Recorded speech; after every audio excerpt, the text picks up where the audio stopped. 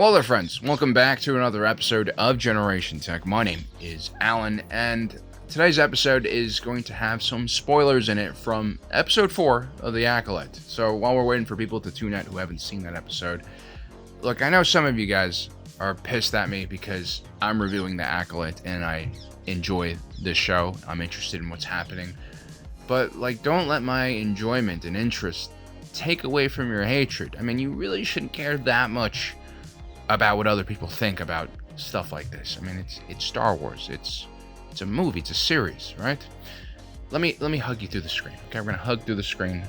Good. Anyway, at the end of the episode, we're left with a huge cliffhanger. One that has been teased in the trailer. A moment that has been built up through the entire show. Episode 4 was a little bit wonky for me. I didn't really enjoy it that much. But now that we're finally going to see a showdown between the Jedi Order and this mysterious dark side master, I'm a bit hyped. And man, I got a bad feeling about this, especially for these poor Jedi. I mean, for the first time in a long time, we see a bunch of Jedi who aren't named. Well, they aren't named yet. They'll probably get named later on. The last time that happened was probably, Petronaki Arena, or one of those old Republic wars. And let me tell you, it did not end well for the Jedi in both of those instances. Those Jedi are going to get the Stormtrooper treatment. And, this is what happens when the writers don't even bother to give you a backstory, okay? And all you get is a few throwaway lines. Anyone inside that domicile should come out with your hands where we can see them. I mean, even the little tracker beaver guy has more lines. So a little background here on my theory on why a full team of 8 Jedi, I'm guessing most of them aside from Jekki are going to be knights, are going to be owned by one single dark side force user. Well, first it's the High Republic period, people. The Jedi Order has been at peace for several centuries. No one has seen, let alone fought, a Sith Lord in the last few centuries. And you know that whole saying, every army is built for the last war? Well, in this case, the Jedi forgot what war is. And this really does matter a lot. I see, a lot of organizations, the Jedi Order were somewhat reactionary to the threats they faced. And if you haven't noticed, in this show, the Jedi are basically the police. This is a cop show at its core. You got Yord running around doing illegal searches on people's minds. You got Jedi setting up stakeouts with snacks and binoculars. You had male Jedi with beard number 2 talking like a cop, telling people to come out with their hands up. And so as cops, as peacekeepers, as civilians, not soldiers, the Jedi kind of started turning away from all of the dueling lightsaber forms. And if you guys know the lightsaber forms, they're basically all created in succession to another. They're all a reaction to the previous form. Form 1 was the first form, and it featured many basic attacks and parries. At this point, people were just trying not to get their own limbs cut off. Form 2 was a dueling form, designed to kill rogue force users, because, once people got good at Form 1, someone had to ruin it. I also imagine around this time, the first Force Schism occurred, and the first Dark Jedi started emerging. Form 3 was a defensive form that was designed for facing multiple fighters, probably marking the Jedi's transition from holy monks to soldiers on the battlefield. Form 4 was made by people who were tired of Form 3's defensive posture, and so they added some more aggressive attacks to the form so that duels could end quicker. And then Form 5 evolved as a crazier acrobatic form where the Jedi started using their Force powers to enhance their attacks. All these forms, aside from maybe Form 3, were mainly used against other Force users with lightsabers, and as you can tell, aside from the training dojos and sparring, there just weren't many duels happening anywhere. Actually, I wouldn't be surprised if the majority of the Jedi during the High Republic era never crossed blades with another Force user in anger. Now, I'm sure, a few Jedi here or there cut open an axe-wielding Gamorrean, or some other species dumb enough to fight a Jedi at melee ranges, but again, that's very different from fighting a dark side Force user. At the same time, I think a lot of Jedi started realizing just how overpowered they were when fighting normies. They have the Force, they have their precognitive abilities, the lightsabers are almost overkill. And May clearly understands the Jedi mindset and uses it against them. A Jedi doesn't pull her weapon unless prepared to kill.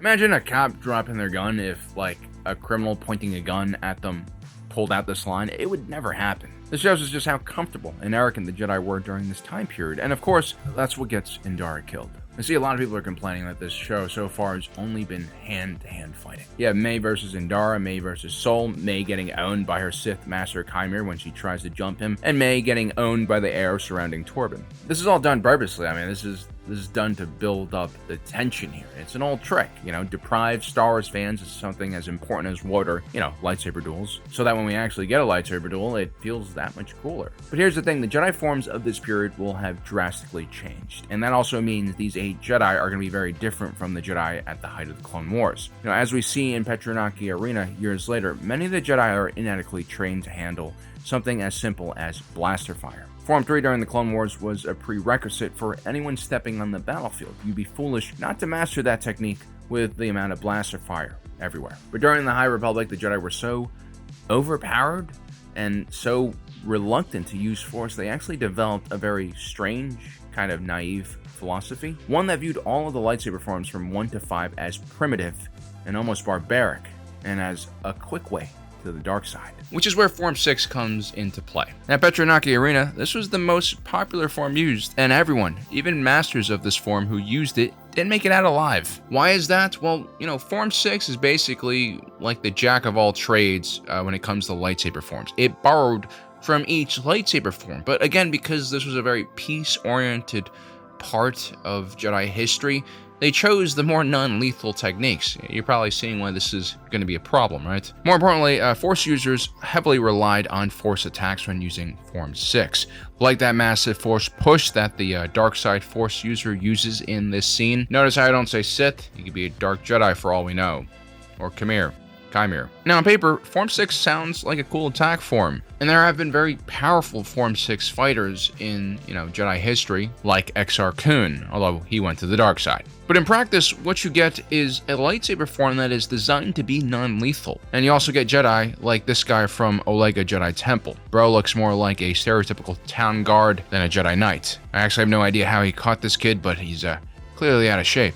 You see a lot of critics of Form 6, the purists who still practice all of the older lightsaber forms would say that Form 6 practitioners, a lot of them, were more focused on using their Force powers and therefore neglected their physical conditioning and martial arts skills. And as we see with Qui-Gon Jinn versus Maul, as we see with Count Dooku versus Anakin, when your conditioning is not good when you get older, that is going to be a factor in your demise. And when you're fighting a dark side Force user, you're going to really want every advantage on your side. And that means, running a little bit, getting into shape, and also making sure that your blade work is perfect. I mean, you guys remember Sabine getting trained by Hu Yang? It's all about your angles and knowing exactly where to move your blade. It's about being efficient. And so Form 6's blade work, while very diverse, lacked the focus you would need to defeat a highly skilled individual. Imagine learning 6 or 7 different martial arts, but just like the surface level of those martial arts, if you fight a professional fighter in any one of those martial arts, a black belt, you'll probably get your ass kicked. And this is probably what's going to happen here. Also, this dark side Force user, he might be a former Jedi, he might be a real Sith, but what is important is that all throughout history, the average Sith or dark side Force user is generally going to be more powerful fighters in a very specific way. The Jedi fight by falling into the Force and becoming one with the Force. The ultimate form a Jedi can take is dissolving his or her body, as Obi-Wan Kenobi and Yoda did, and joining the living Force. And so ideally, a Jedi allows the Force to take complete control. They allow the rhythm of the Force to dictate their moves. This allows them to perceive things and move things at a much faster rate than if they were actively thinking, block here, block there, right? The ideal Jedi fighting style, therefore, would be something like Obi-Wan Kenobi, who falls into a Form 3 defensive shell and basically wears down his opponents with his perfect defense until they start making mistakes. Even Mace Windu with his Form 7 Vapad also relied on channeling the Sith's energy right back at them. Jedi are supposed to be at their core defensive fighters. Someone like Anakin, who used Form 4, which included many power strikes that become more powerful with emotion and passion, is much more likely to fall to the dark side. This is why the Jedi were moving away from such forms. They kind of understood the danger of tying these power moves into your repertoire. Now, dark side Force users are all about controlling the Force and using it consciously to do things that they wanted to do, like shoot electricity, enhance their speed, and power their strikes. They also use their anger and hatred to generate more power. And so a battle between the Jedi and Sith is not only about your physical abilities and strength and conditioning, it's also about your mental strength. And I guarantee most of these Jedi, aside from maybe Sol, Jeki, and Yord, are going to be somewhat panicked when this fight starts. The Force blast that hits them is really powerful. And as we saw in the duel in the Chancellor's office, when Palpatine used that Sith screen to unsettle those 3 top-tier Jedi Masters, they all fell in quick succession. Only one individual stood firm, and that was Mace Windu, the same dude who once dropped in on a whole warehouse passive droids and then had the gall to ask them to surrender. My name is General Mace Windu of the Jedi Order. At this point of the Clone War, I have dismantled and destroyed over 100,000 of you Type 1 battle droids.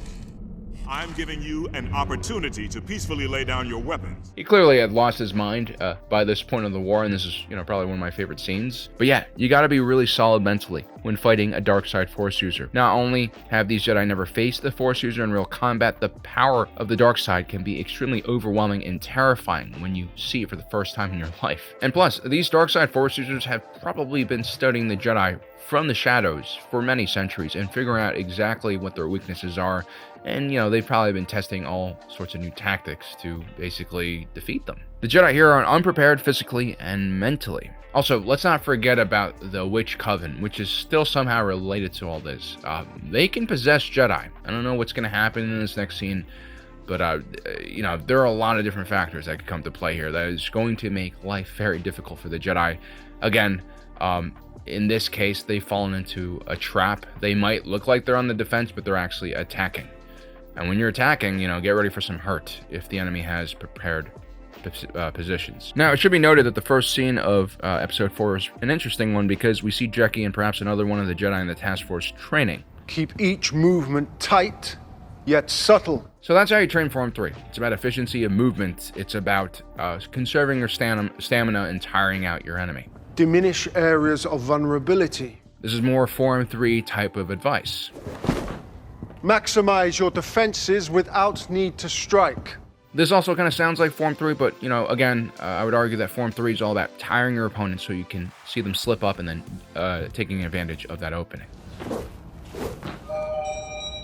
That's our time. That last move looks a lot like a Naman Force push, which makes me think that this might be actually Form 6. Remember, it takes from all different types of forms, right? And so it's possible that there are going to be a lot of Form 3 techniques involved in the High Republic's version of Form 6. I can see how Form 3 would be the only other lightsaber form considered civilized for this time period. Although, again, Form 3 doesn't always bode well in single combat, especially against a Form 2 Makasi duelist. Just look at how quickly Dooku takes apart Kenobi's defenses. That was basically Kenobi's only weakness. Either way, I am extremely excited to see this next fight. A lot of people think that Khymr might be the dark side master or Sith Lord right here. We talked about that theory last week in one of our videos, so maybe it'll come true. I don't know. I personally am starting to think it might be something a bit different.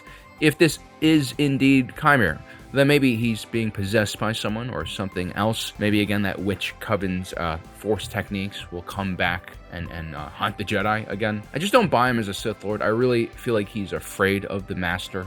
And I don't know if that means he's afraid of the Master killing him or literally the Master using him like a sock puppet. Either way, let me know about your thoughts in the comment section below. What do you think is going to happen in this next duel? Pretty excited about this. And yeah, stay tuned.